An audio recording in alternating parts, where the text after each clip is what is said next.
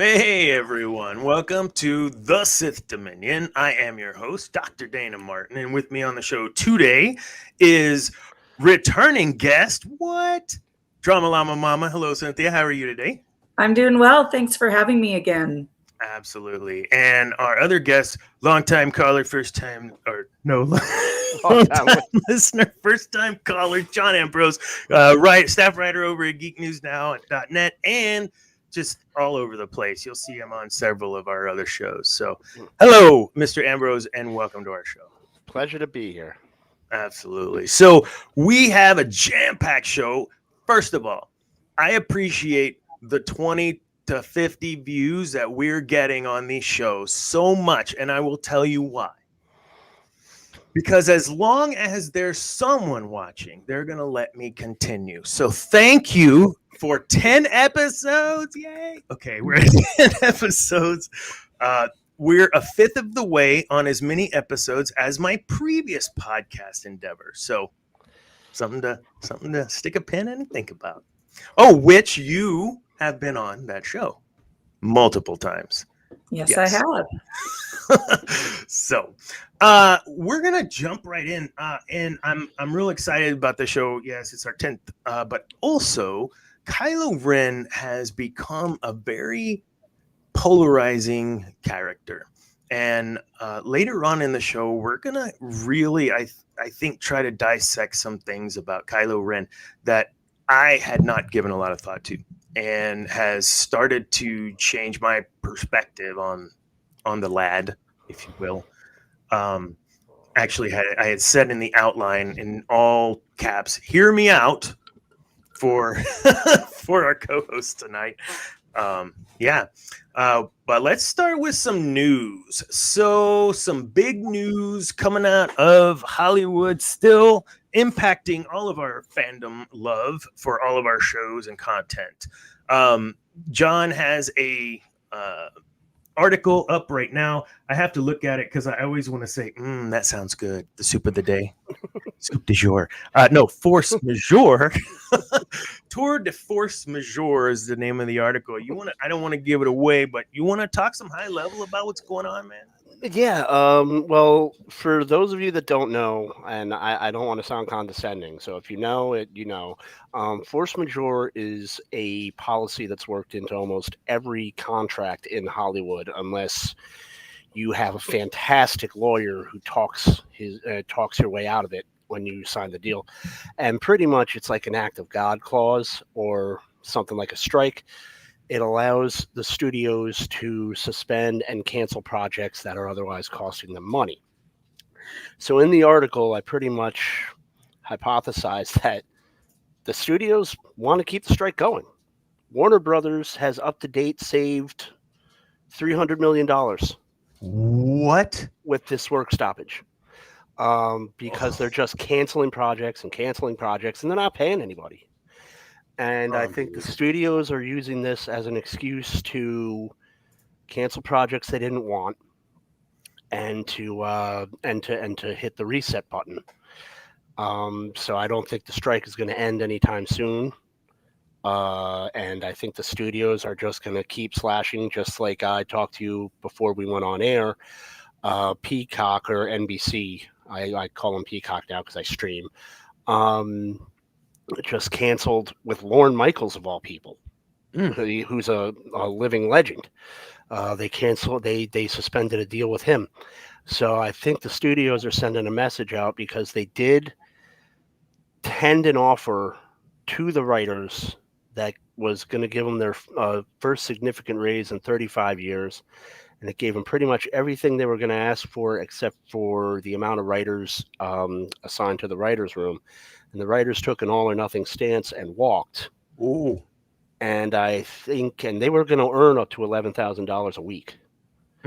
So I think now the studio's taking the kid gloves off, and they're saying, okay, if you don't want to come to the table, this is what's going to happen. And it's really unfortunate.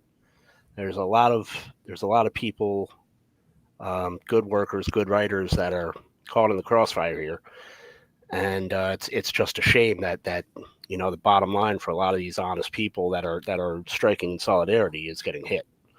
Mm-hmm. Agreed.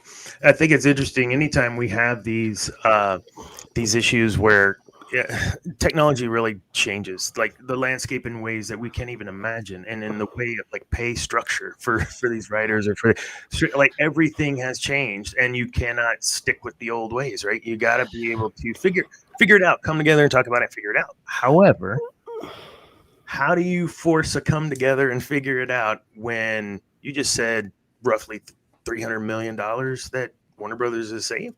Yeah. I mean, how can you argue with not letting that go a little longer from a studio's perspective? And it's like, the studios have at this point,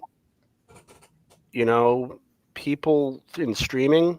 This is kind of, I think, why it's a backhanded reason as to why the writers are striking, because there is such a vast library online where it's like, I don't think any normal person really cares about the strike. It's like, oh, show's not going on this year. Okay, I'll just watch all 11 seasons of Cheers. Yeah. Until it comes back. So I mean, I don't think it has the effect that it had in the past, where you were stuck with your little box TV, and you didn't have any entertainment. But now there's so much entertainment. I don't think it really resonates as much with the viewer. Mm-hmm. Yeah, I always wanted to watch Mayor of Kingstown, and now I can. You're exactly right. Like, my new show's not coming out. Watch something else. Yeah, man. And I think we as the fans and not in the business as is in sorts of that. I mean they have to eat too, right? I mean, like your artists, period. Whether you're writing, whether you're painting or whatever, like you can't just keep taking, man. You got to be able to sustain your life and sustain your craft and continue to hone your craft. And I kind of touch on that, and yeah, they deserve to be paid what they're worth. But I mean, I'm going to find very little sympathy when I find that you've been offered something that can guarantee you up to $11,000 a week, and we have policies that are going to rise the gas prices in about a week or so. So gas is going to rise. Everything's going to get more expensive, and not to mention, we just had an entire state go on fire, and no one really knew about it because this was dominating the news cycle. Like like Hawaii was burning down, and that's kind of a more worthy story. So I'm pretty sure that the guy that's got to choose between, gas and groceries and, the poor Hawaiian family that just lost their house, I don't think they're going to care that someone's not making $11,000 a week. Yeah. No, that's a great point there. Sorry, go ahead. Well, I think this will change the way contracts are written in the future because, as he was saying, it's not as impactful to the consumer anymore when they go on strike. I think you're going to see contracts change with streaming clauses in there in the future so that maybe it will have a bigger impact on the consumer. And the contracts, that something does, in defense of the writers, something does need to be done because we're still working. They're still working on a residual structure that's based around the 20 to 24 episode TV season.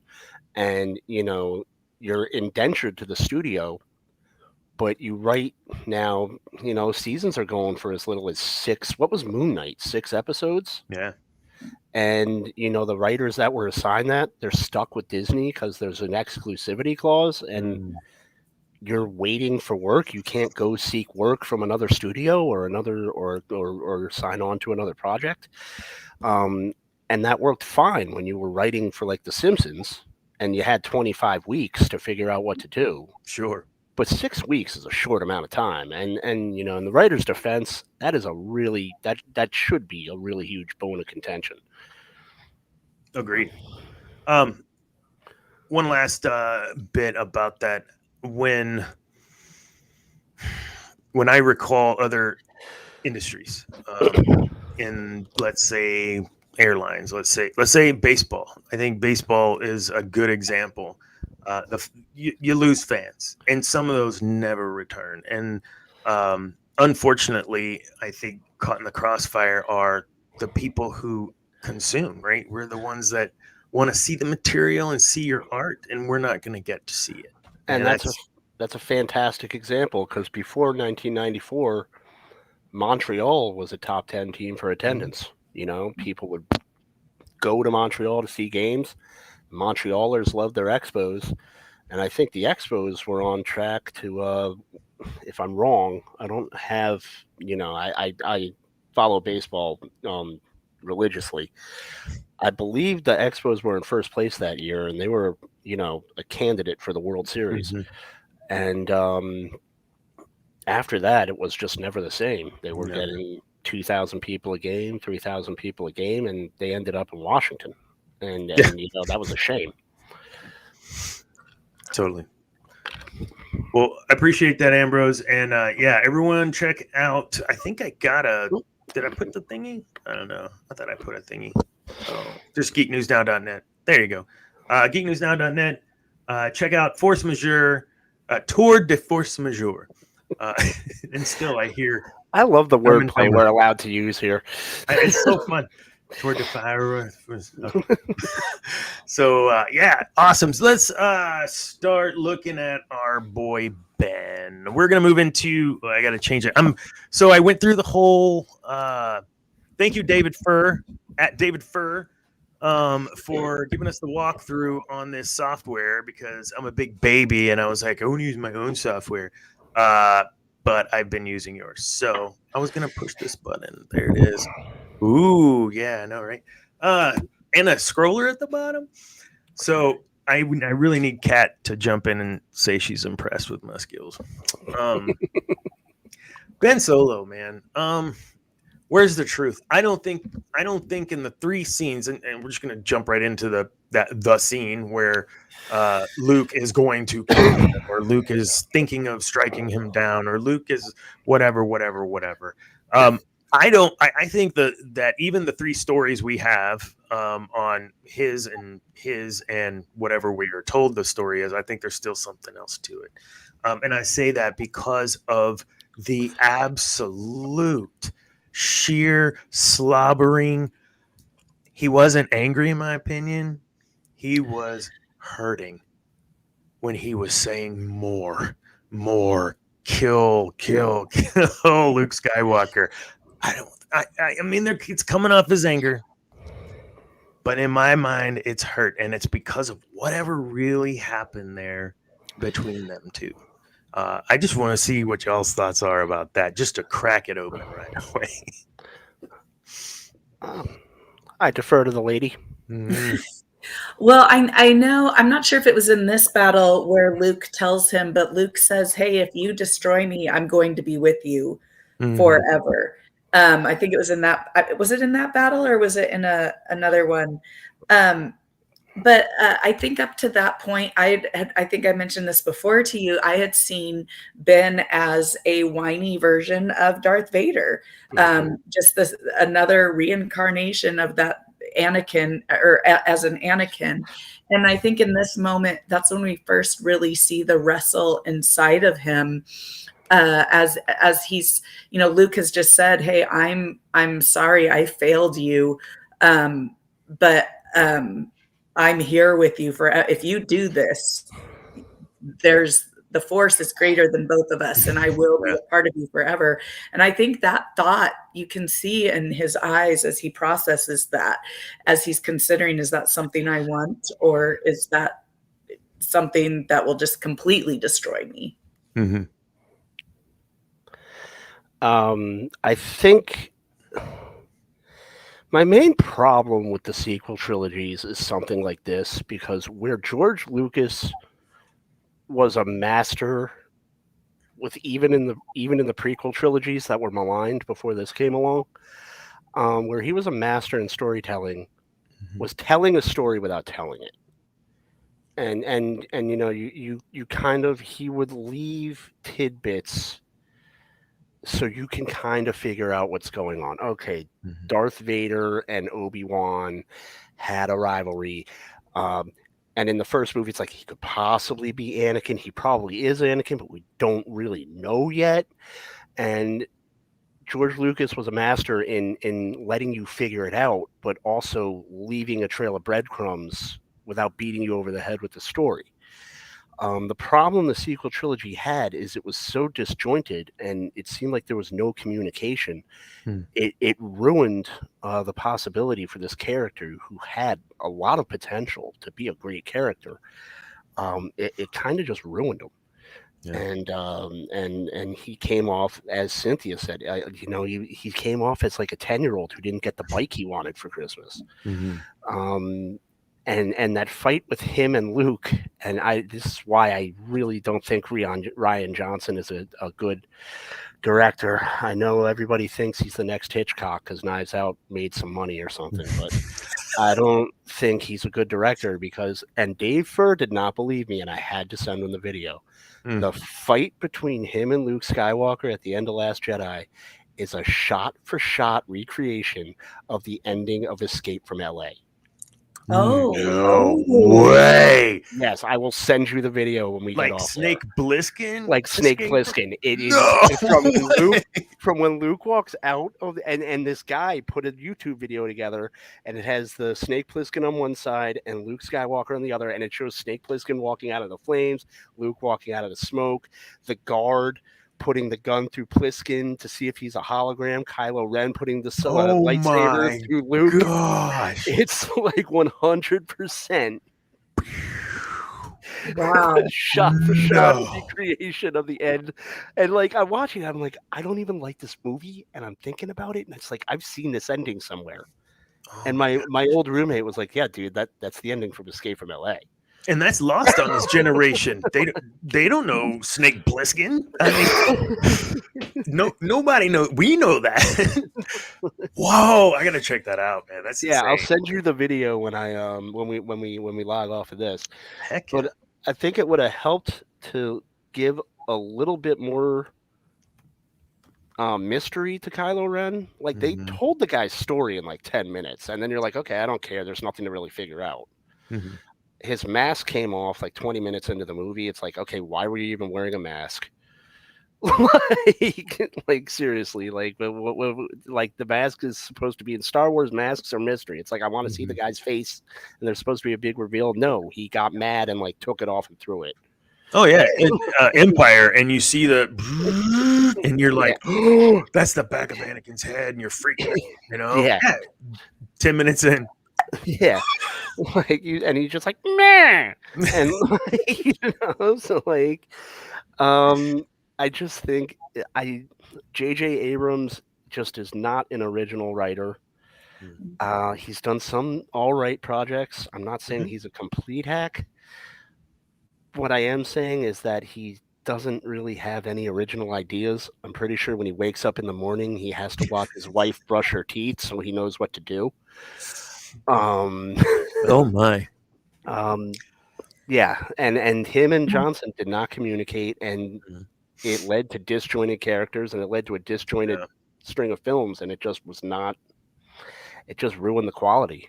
Well, and back to what you said about George Lucas being a master at that, a lot of people's complaints with the newer Star Wars trilogy was that the dialogue was so pedantic. It was so preschool almost. It was disjointed.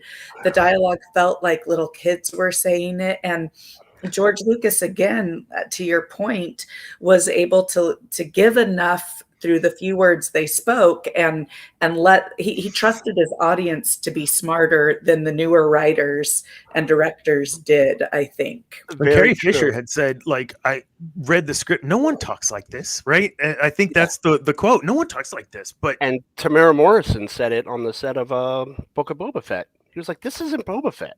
And I think, honestly, piggybacking off of what you're saying, though, I think we look back on the past with a shade of excessive rose on our glasses, though, when it comes to dialogue, because George was a master storyteller, but writing dialogue, we've all heard the sand soliloquy. Oh, yes. True. So, I mean, I think George that was his weakness, he could tell the story, but the dialogue, And maybe we overlooked the dialogue because the story was so good, and it just became more glaring and apparent with these later versions. Look, I know that I've had folks that have passed away in my family that no one really liked, but then after they were gone, everyone was like, "Oh, they were so wonderful." Oh, come on. So I think it's like that, right? We're romanticizing a little. The rose-colored glasses are coming out of the thing, but with George, I think he was older and a little bit more stubborn with the prequels. I think with the original trilogy 4 through 6, he actually had like a round table and it was like a creator's room and he'd brainstorm and even like I'm sure even though he doesn't have a credit, like Spielberg came in and he'd be like, "Hey Steven, what do you think of this?" And they'd have he'd have sessions. And in this one, I think he was just like, "I'm 60 and I just want to get this done. Cut me my check." Story I want to tell. Like, I think he was just rushing to get it done, and but I think the fans were also, because I did rewatch the prequels, and they're not as bad as I remember them to be. I think the fans were unnecessarily harsh, especially with some of the characters in the sequel trilogy. Like Jar Jar Binks is like Lando Calrissian compared to some of the characters pretty much in the sequel trilogy. Yes. So one of the cool things I think about Kylo is when we look, yes, the writing, and yes, I think Adam Driver brings something to that character that maybe wasn't. I don't know if it was written or implied or whatnot. And when I have been watching, I was telling Cynthia before the show, I've been watching those sequel trilogy for maybe the last 8 months to a year, just watching them, everyone just watching, trying to understand what I missed, because I feel like while it is kind of disconjointed at places, I think there is something of value there. And I believe, I'm not ready to die on the hill yet, but I believe I found it in Kylo Ren, and I will attribute it a lot to what Adam Driver brought for that character all the way around.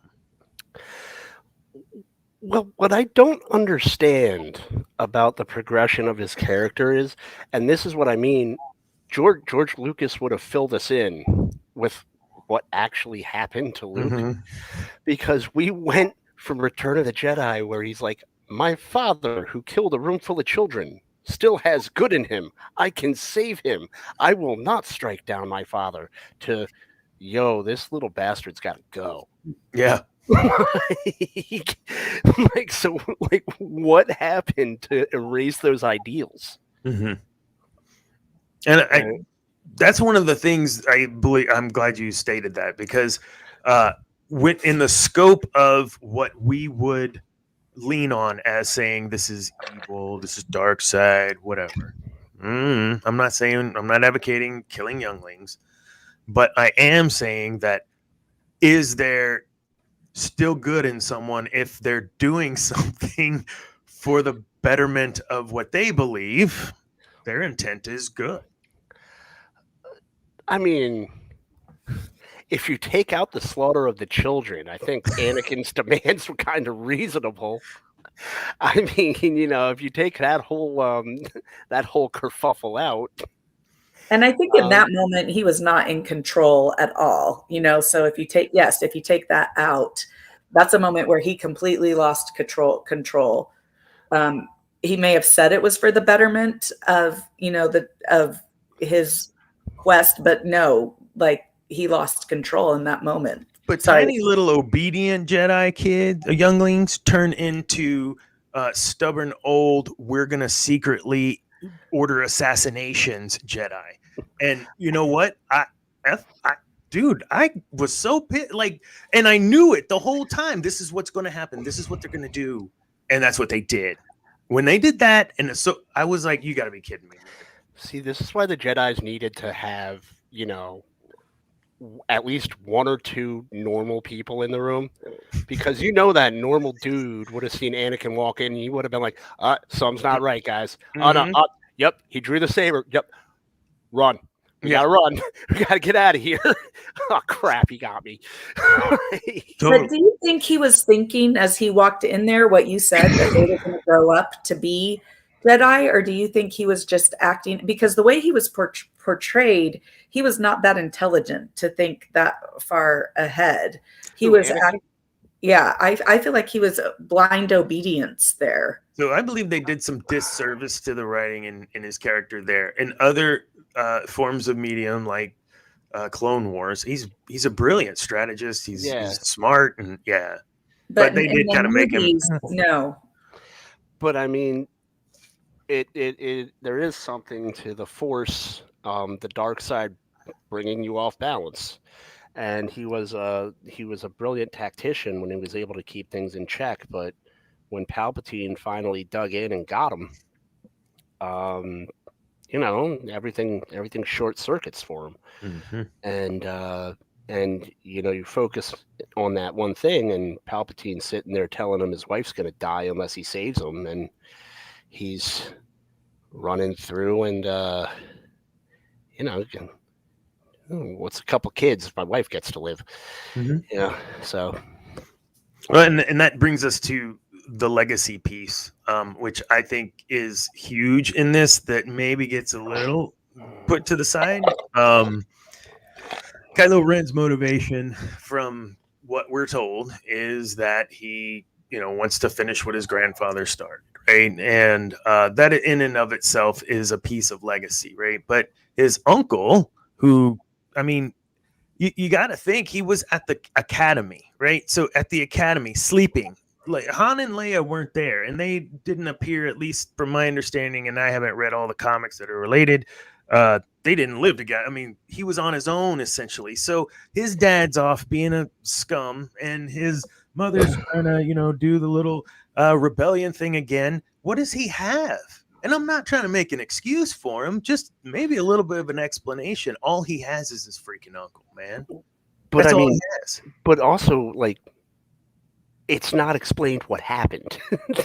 Which is what I said earlier. God dang it. Yeah.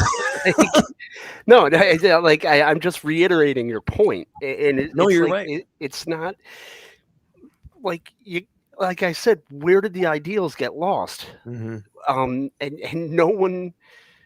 The thing is, it's kind of like what's her name, Maz Kanata, where she has the lightsaber, and she's like, that's a story for another time. And it's like, cool, we're gonna figure out how she got Anakin's lightsaber, and then it's like, you think anyone will notice? Like, well, and I see your eyes, and they remind me of someone else, to Finn, and I'm like, who's Finn's dad? Lando. Oh my god! Lando. Like, I'm so, you know, everyone's freaking out. Smooth daddy. They never even said anything. So, do you think there's enough for a series about that, about what happens to Luke, to bring that about, or do you think it's just a throwaway few lines we needed? I think there's enough for the series, but I desperately want the Skywalker saga to end. There's so much story to tell in Star Wars, and they proved it with Rebels. And I just want the Sky. I mean, we all love the Skywalker saga, but at this point, it's becoming something to fall back on. Mm-hmm. It's kind of like, we tried this new show and it didn't get any ratings. Panic button. Give him the Skywalker saga. Is there a thing with Luke we could do where he tries to kill his nephew? That sounds like fun. Yeah, when I pull out the kind of string timeline of him, he doesn't have up, down, up, down, up, down. He has one. It's one big, you know, climax. And then Kylo or Luke? Kylo. Okay. Luke is like, he's all over the place. He's got so much conflict, whatever. But still didn't get those power converters. I know.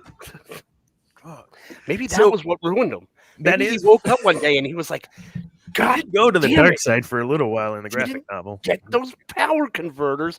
That little kid. Next thing he says, I'm taking it out on him. That poor youngling.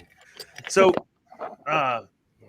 using Kylo Ren as legacy example, we have let's think of the Kennedys, right? There's legacy there, and people expect a certain thing.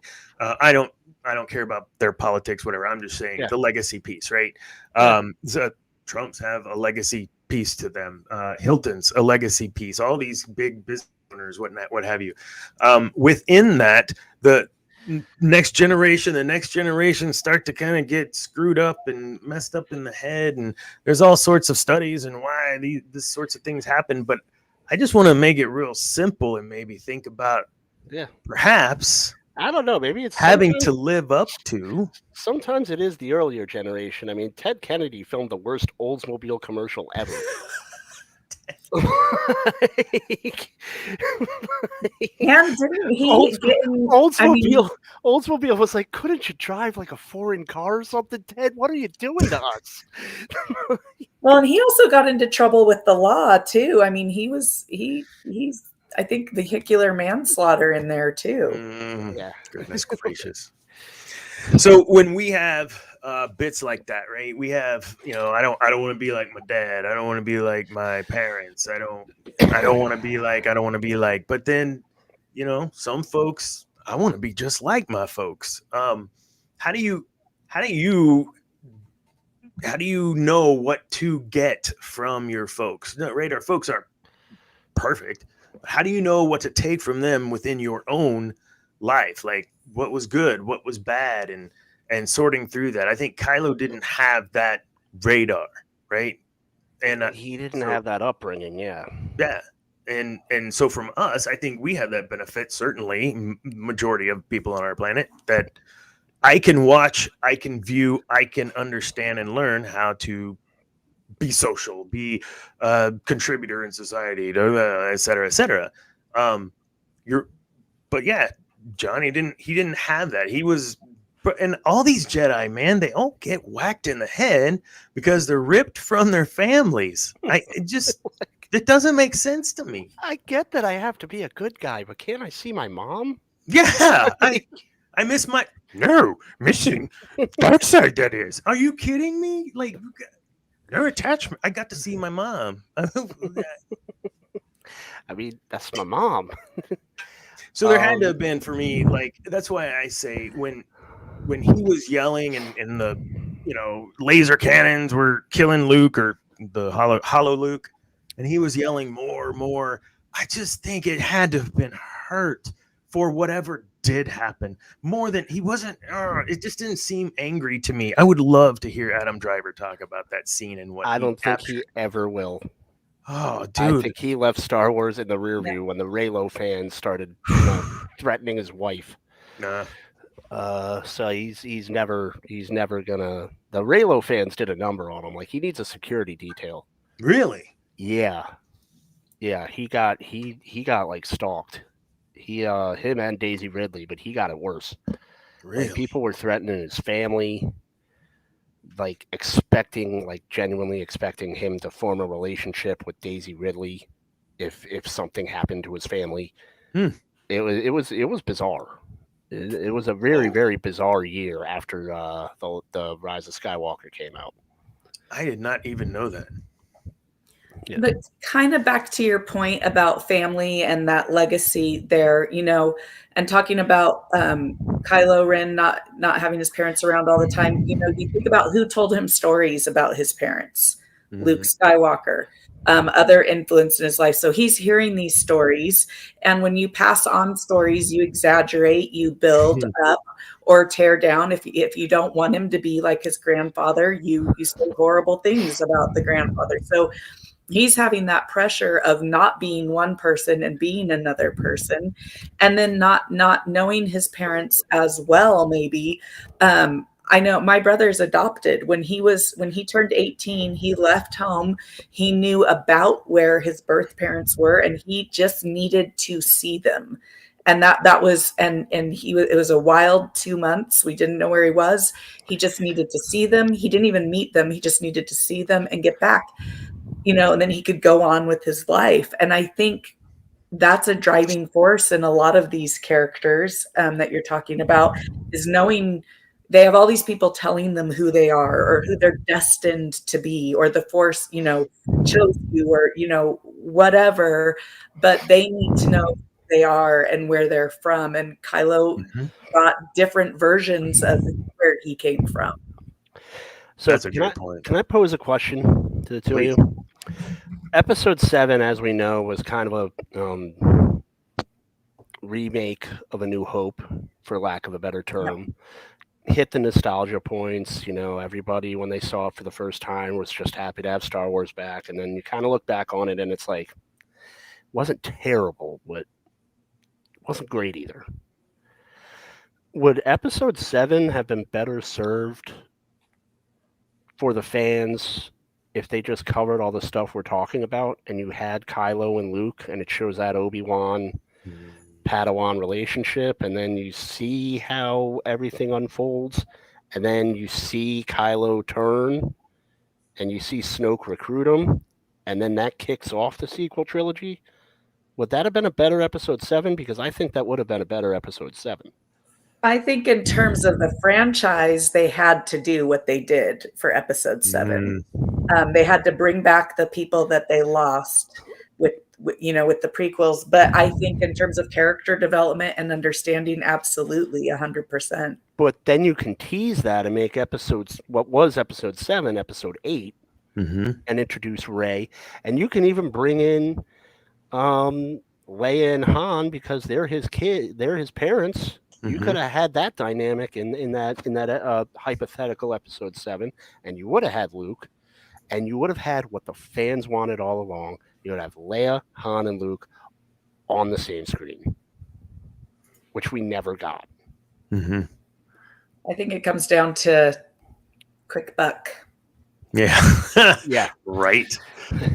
So the kind of the last thing here I want to talk about with him is the belief piece. So the theme of redemption and what the Skywalker family and all of this.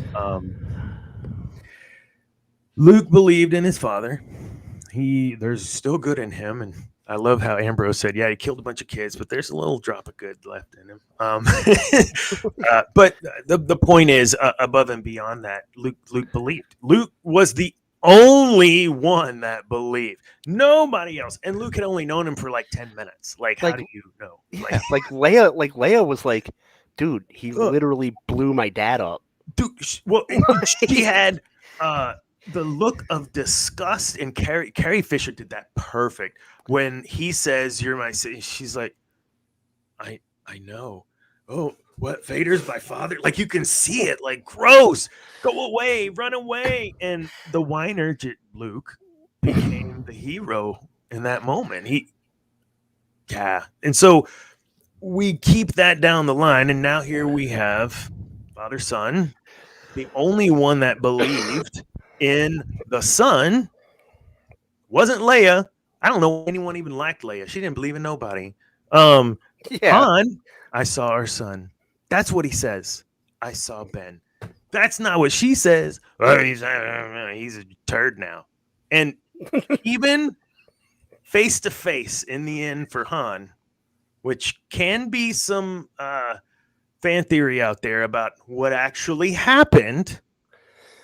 Did he pull the saber to him? Was it just ignited and killed him? Did he know this was going to happen? So many things. But we're not here to talk about that. What we're here to talk about is he still believed even in that moment.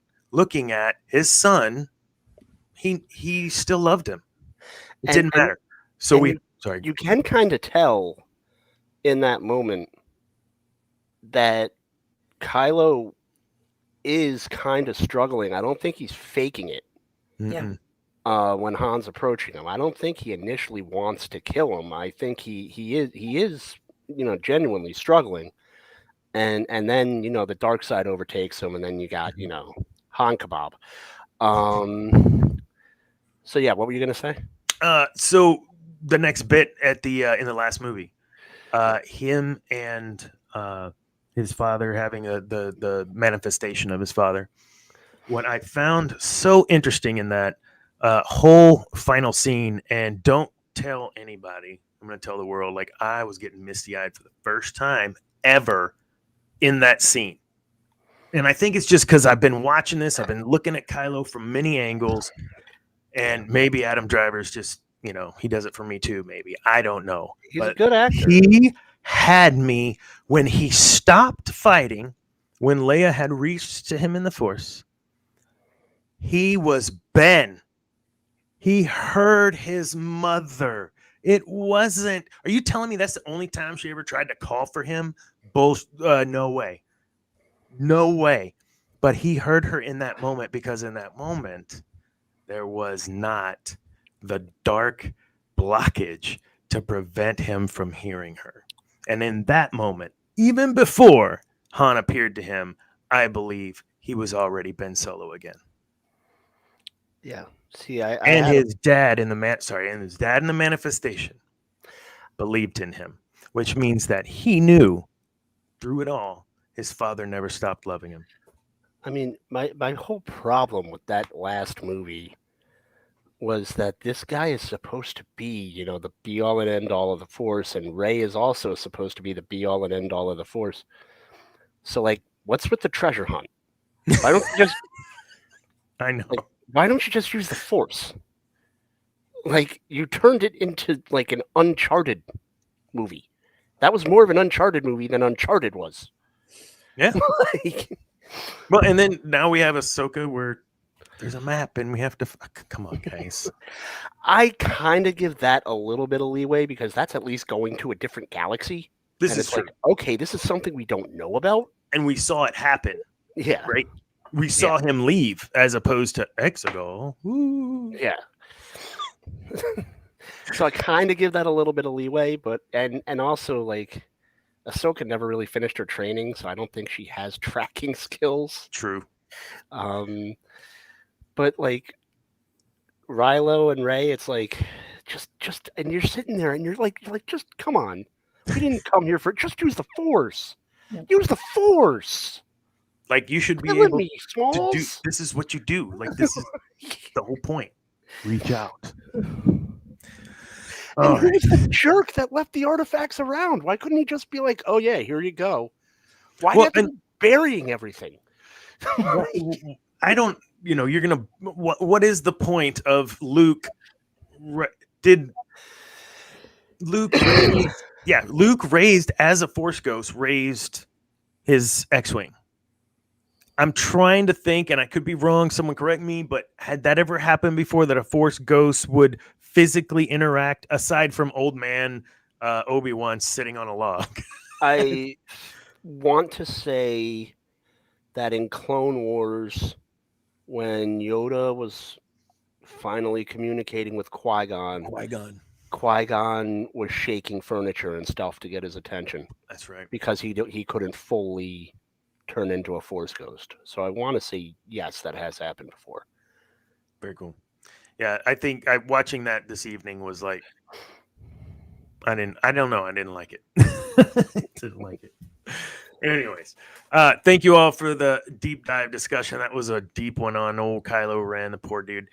My son Zane, I thought he was going to be playing Overwatch tonight, but he's rehearsing for a gig on Friday. So go make that money. Don't represent your school. I mean, when it conflicts, go make the money. Good boy. So stay, but tune in for, what is it? MCU Monday? No, not MCU Monday. Next show up is Cantina Happy Hour on Thursday. Yes, where the dark side version of Zane, Darth Zane, aka David Fur, your host. That was so funny. But yeah, so yeah, thank you guys. We're gonna kind of kick off to. I got a video. If you guys didn't see this, I was at College Station Comic-Con this weekend, and I met some fantastic people, man. This was my very first Comic-Con in my entire life, and it was probably one of the most smallest Comic-Cons in the planet. But it was fun, and I got to meet like a semi kind of hero of mine from games and whatnot, Kari Walgren. So I was real happy about that. Nice. Yeah, and she was like, "May the Force be with you," just like she did in KOTOR. I was like, "Oh my God, you're amazing." But I didn't. She didn't have like the Jedi KOTOR Jedi signing whatever. So picture. So I ended up with Tigress. So it's okay. My okay. wife's friend, she creates signs and sells them at cons. And the guy that plays, what's his name? The guy that plays Bortus, she did one for the Orville, and the guy that plays Bortus was at the con. Oh, and she gave him the sign because she knew who he was, and she was like, "I'll give you the sign if you take a picture with me." And then they traded because he does art and sells art for charities. So she gave him one of his paintings, and she gave him a sign. He gave her one of his paintings, and it was like that's why cons are so much fun. Because like the good, that's where you know who the good ones are, and who the good the people that really love the fans. That's where you know. Yeah, I can't remember the dude's name. Courage, Cowardly Dog. He was there, and every time I'd come around to like go talk to him, hey, you think you might could say something for our show, whatever, because he would just come back from the table, just start talking like Courage, and like people were losing it, and they're coming over, and he's losing his mind. But yeah, you're right. And Quentin, I can't remember his name, the God, voice God. He was there. My stepson got an autograph from Kingdom Hearts 2 that he helped voice. So that was like PS2 or so. Yeah, he got him to autograph. That was cool, man. But we had a great time. I'm gonna play this. This is only the kind of short video from the first day, but it'll be fun. Got some really cool shots of some folks, and let's see if I can make this work. David Furr taught me how to do this. Hold on. Here we go.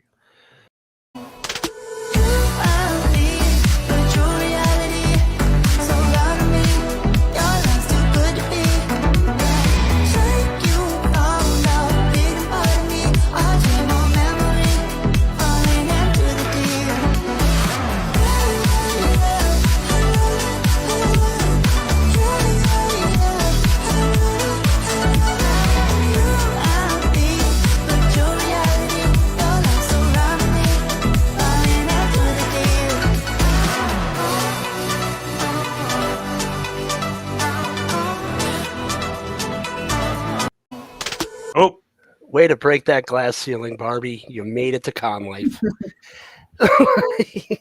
I'm impressed with College Station. That's a great turnout. Hey, you said it's a small con. It looks like those people went all out. The people that went out. That was cool.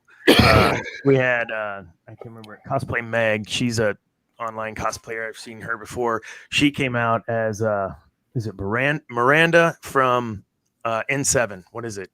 I can't think. The video game, Mass Effect. Oh, Mass Effect. Yeah. So she came out from Mass Effect on the second day, and we don't have that compiled yet, but we do have those photos. They're really cool.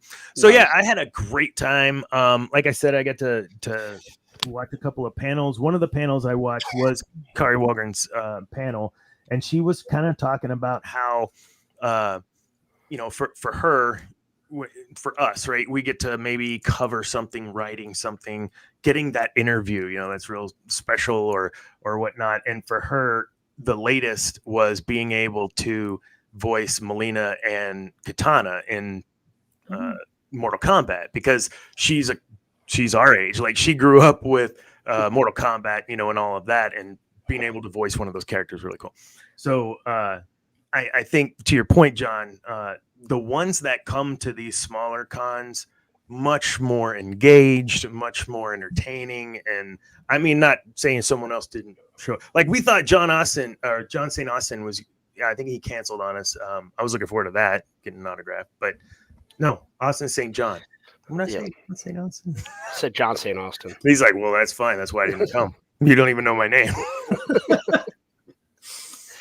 I mean, and there's something to it. Like, I covered this point almost 2 years ago now, Galacticon in Howard County, Maryland. And there's something wholesome about doing a con that small. Like, the biggest name was, I think, Ken Hunt, the longtime artist for DC and Marvel. Mm-hmm. And I got some words from him for an article. But there's something about, no one takes it too seriously. A lot of the fans, you know, they put on their costumes. They're not the best costumes, but you know they're trying and they're having fun, and you get to see everybody. And it's kind of like it was kind of like the old fashioned what conventions used to be, where it's kind of like a swap meet. Yeah. and it was just really, like I said, I'd love to go to a big con, but something like that, I find it to be enjoyable. You see a lot of the real fans that can't afford San Diego, but they still get to go to their place and they get to have fun and buy things they want to buy, and you Be know, with like-minded people, and yeah. yeah. So I would take their photos and say, you know, I'm crazy. Here's my card, whatever. I'm writer for Geek News Now. It's podcast, blah blah. And on the second day, I'd gone up to this girl. I was like, "Oh, let me get your picture. Here's my card. I'm not a creeper. You know, my name's Dan Martin. Blah blah." She's like, "Oh, I know you. You took my picture yesterday." Oh, I did. oh no. And she goes, Damn. "Well, I was whatever character I was yesterday and today." Oh, she's a And I'm like, "Oh, sneaky, sneaky. You get a sticker." So there were a couple of those actually on day 2. And it was funny. My wife was like, "Rick, you don't know you." Well, I didn't know it was they're dressed differently. Lots of fun though, man. Like the Samus was, oh god, so That well done. Samus looked awesome. And she's like, yeah, it didn't cost, but you know, like $100, whatever. Like for the phone, like she made it all herself. You know, it looks incredible. I didn't get a chance to talk to. I did actually. I have an interview with Samus Girl that I'll put up on my TikTok later. Because she kind of went through what she did, how she made it, and stuff like that. I think that stuff's freaking interesting. Like you said, John, when you have just people excited to have an opportunity to cosplay, and I think College Station really isn't a hub for cosplay. So us having that, and we do have AggieCon coming up in February, the 53rd AggieCon, I believe. Oh, hold on, it's right here. There you go. AggieCon 53. There's your QR code. AggieCon 53. I told you, AggieCon, I would talk about you on my show. We had a good conversation with them too. And I think covering the con was the best way to experience my first con. So on day 1, all I was busy, right? But day 2, you're taking your time. You're walking through because you've got all the content for the first day, right? Have you been to a Comic-Con before, Cynthia? I've been to one. It was in Northern California, and it was back, gosh, early 2000s. And Northern California is the place to have a Comic-Con, and it was incredible. Talk about how much people spend on costumes. It was insane back then. I can only imagine what people are spending now. But my favorite were the ones that were homemade, that people made themselves, because honestly, it shows kind of the love that they have for that character. So yeah, no, it's been years, but yeah, I don't even think that one exists anymore. And groups that have come from there, like there's this Mendo group that I'll talk about in my my piece I'm writing on it. That you know, you have it's like 501st. You have specific guidelines but you can do whatever within the framework of those guidelines and make it yours. And I think from a Mandalorian perspective, there's so many more options than maybe a 501st, just my opinion. So I was real interested to talk to those guys. I might be checking out some stuff those guys do. But you said, John, you were at one that was just a couple years ago now. Yeah, I was supposed to go to Awesome Con, which is the Washington D.C. Comic Con, but as everyone in the writers' room knows, I blew my knee out and wasn't able to attend. But I do have an open invitation for a press pass next year, so fantastic. Hopefully, I'll stay healthy, and the other knee will stay okay, and we'll be able to get me out there this year. I was really upset though because I had Billy D. Williams was appearing there. I really wanted to get a bottle of Colt 45 I was like, I'm totally going to do this. I'm totally going to go in there with a 40 or a can of Colt 45. And I'm going to get Billy D. Williams to sign it. Because I remember those commercials, and they're some of my favorite commercials. Absolutely. There wasn't anyone smoother. Rule number 1, when you're having a lady friend over, never forget your Colt 45. Rule number 2, don't you ever forget about rule number 1. Colt 45 works every time. He was so cool, man. like when you first get introduced to Lando, like, well, what do we have here? It was My name's Lando heartbreaking. Calrissian. I'm the administrator of this facility. Shut It was Totally. heartbreaking when he turned. I was devastated. It was like he turned on me. I was. And he's totally just like drinking Han's Kool-Aid with Leia. Oh He's yeah. just like, oh, why don't I give you a tour of the facilities, young lady? I need to back up. I had a special crawler I was going to do for Sheila Hayden's creations, Miss Cat or AV, when I played her video that she made, and I didn't. So I'm taking every moment of silence. Okay, there you go. Sorry about that, Cat. So speaking of Cat, there is going to be a TikTok talking about KAT. When I talk about KAT, I'm not talking about Cat Show GNN Cat. Okay, remember that, Jack. It's a fact. Okay, I gotta stop. So Army training. My God. Okay, that's one I'll have to dial up here in a bit. The last thing that I wanted to leave with for tonight was something I think we all have struggled with in one point in our lives, and it's our past, right? Our past will always catch up to us in some form or fashion or way. Whether you bury it down deep, it'll eat you from the inside. Whether you show it to the world, then you look dirty from the outside. And the problem is we all have that, right? That no one is blemish free. And so what I think is huge in the Kylo Ren story, I won't die on this hill. This is just where I'm at today. Let the past die. Kill it if you have to. I believe that while that did not get spoken in the last movie, that is exactly what happened, but not in the way that Kylo thought it would. And I say that in a manner of looking at your own space, right? And whatever is happening or whatever has happened, is that good or is that bad? Is this past something bad or good? And there's really no way to absolutely 100% know until you look back and say, oh, that's what that meant. So whatever has happened in the past, certainly we can learn from it, but it shouldn't drive our entirety of where we're going directionally. So all I think we need to do in a lot of these cases, I'm getting a little nervous because it's a tough thing for me to even say, is letting the past go does not mean you're not learning from it. It just means you're not letting it be powerful over you. So you in the moment now have to be powerful over you and not let whatever that past thing that's tearing you up take over. And once Kylo was able to let go of that, man, he was bent. And actually, I don't care. I will die on this hill. This move with the saber, that was badass. How did he not like take out his whole spine? Yeah. Wow, that's so cool. I'm dying, you moron. Oh my goodness. What do we have going on this week around the GNN world that I don't know about to talk about, Ambrose? Geek News Gauntlet is always on Saturdays at 10 p.m. You get to see William and the gang. Of course, we have Cantina Happy Hour.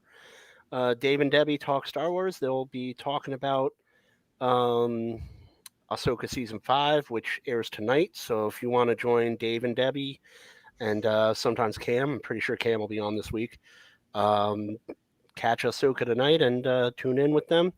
I'll be talking about Ahsoka Season 5, cross-promoting with Scarif Podcasts at 7 p.m. Eastern Time or 8 p.m. Eastern Time. I don't know. It's on Saturday, so I'll figure it out.